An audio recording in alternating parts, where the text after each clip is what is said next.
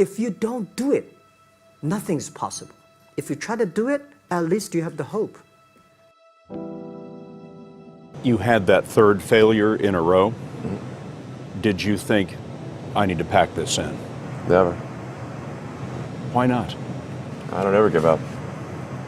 I mean, I'd have to be dead or completely incapacitated.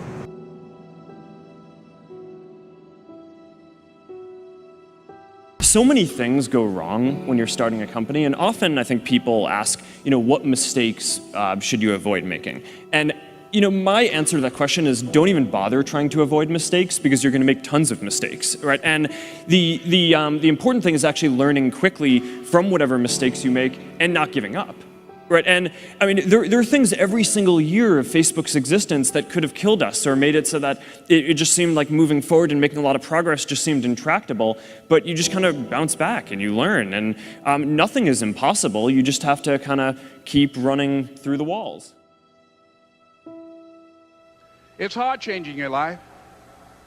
It was hard when just over 3 years ago, in the Penobscot building in Detroit, Michigan, where I was operating my business, and I fell on some hard times, and I was sleeping in my office. It was hard coming into the lobby, and the security said, "Excuse me, Mr. Brown, can we see you for a moment?" And I said, "Yes," and I walked up to the counter, and he gave me an envelope. And he said, "Would you mind reading it here?" And I opened the envelope, and the envelope was from management that said, "This is an office tower. It's not a hotel. Please do not sleep in your office." And I said, "Excuse me, sir." I said, "I just work long hours in creating my business. I'm an entrepreneur. And right now things are bad for me, but they're not going to be this way always. And I just asked for the opportunity to continue to operate like I'm doing. I'm not trying to make this my home."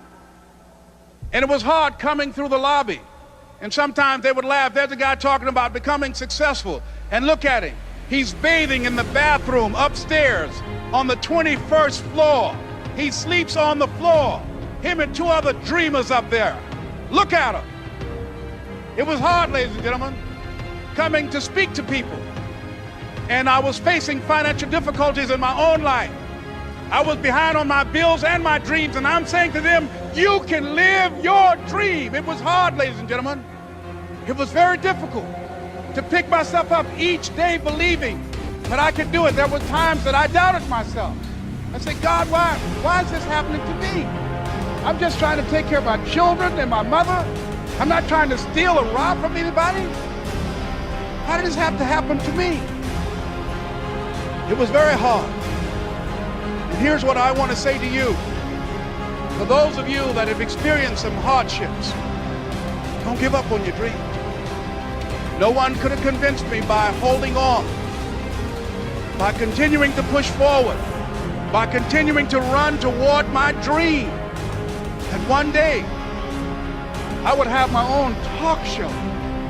It's a long shot, ladies and gentlemen, from Liberty City, an abandoned building on a floor. Never knowing my mother or father. It's a long shot. Being here with you today in this dome in Atlanta, it's a long shot. No college training, labeled educable, mentally retarded, but I kept running toward my dream.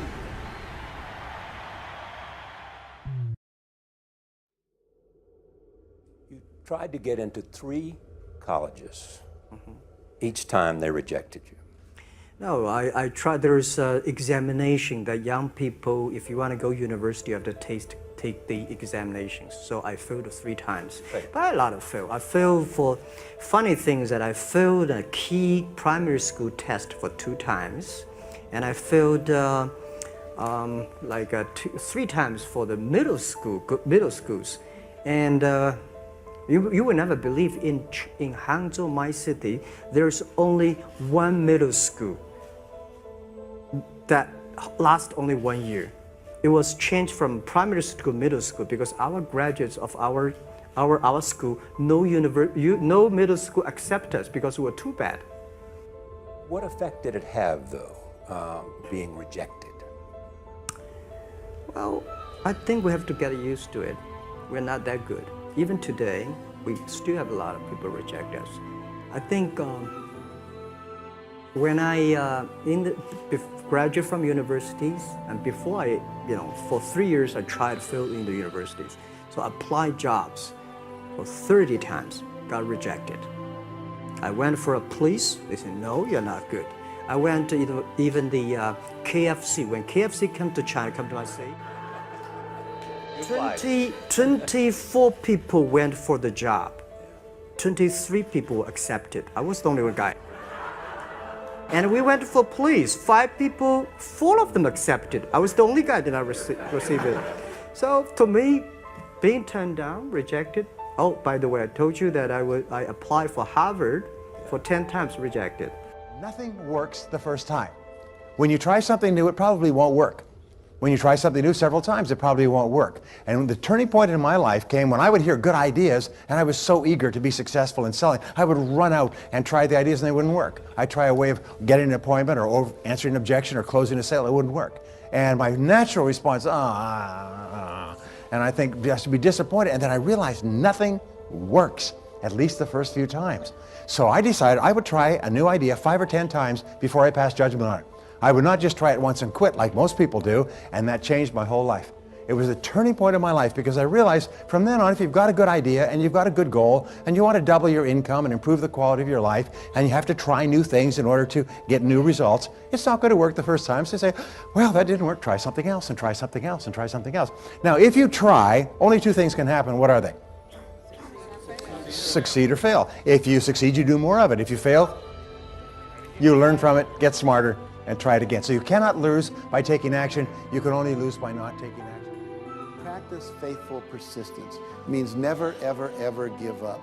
Chicken Soup for the Soul was rejected by 144 publishers. 144 publishers said, we don't want to publish a collection of short stories. The title's stupid, Chicken Soup for the Soul. What does that mean? People don't buy collections of short stories. There's never been, successful chain of doing that. So literally, we spent 14 months trying to find a publisher. And we'd go to New York with our agent, and eventually our agent gave us the book back and said, I can't sell this. So we went to the National Booksellers Association convention down in Anaheim. We went from booth to booth to booth for 3 days. And there were 4,000 publishers represented there. And we go, would you publish our book? Would you publish our book? Would you publish our book? And we got no, no, no, no, no. It was late on the 3rd day that a little publisher from Florida, after we'd gotten over 144 rejections, said, we'll read it. And then they said, we said, well, how many copies do you think we'll sell? After they said, yeah, we'll buy it. A couple weeks later, they said, we'll publish it. And they said, well, maybe 20,000 if we're lucky. And we said, our goal is to sell 1.5 million in a year and a half. Now, have you ever told someone your dream and had them laugh out loud at you? He laughed out loud. Now, if we had given up after 100 publishers had said no, I wouldn't be standing here today. Wouldn't have happened. And so you've got to be willing to persevere. Because we didn't take no. See, when the world says no, you say next. Let's practice that. If I say no, you say yes. Absolutely. There's only 5 or 6 billion people out there you can go and ask, right? There's over 4,000 publishers just here in the state of California. So what we have is this endless possibility, but you have to persevere. It's as if the universe tests our commitment. And so today we have 147 titles in print. We sold over 115 million copies. We're in 47 languages. And over $1 billion worth of Chicken Soup for the Soul books have been sold worldwide. So if you're willing to decide what you want, believe it's possible, consciously envision the future, feel the feelings of what it would feel like if you had achieved this goal, you can have anything, and then you take action, both obvious actions and inspired actions. You can do anything.